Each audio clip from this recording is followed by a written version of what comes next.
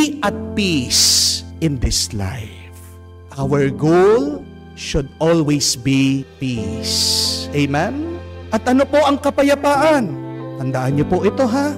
Ang kapayapaan ay yung wala kang inaalala.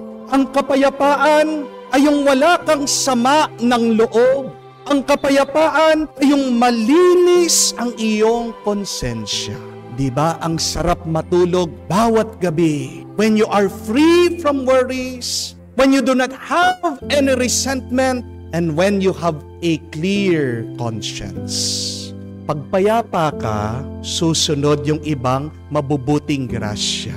Pagpayapa ka, hindi malayo na magiging masaya ka. Pagpayapa ka, kahit na nabibigatan ka sa buhay, magiging magaan, magiging madali, at makakayanan mo ang lahat. Amen?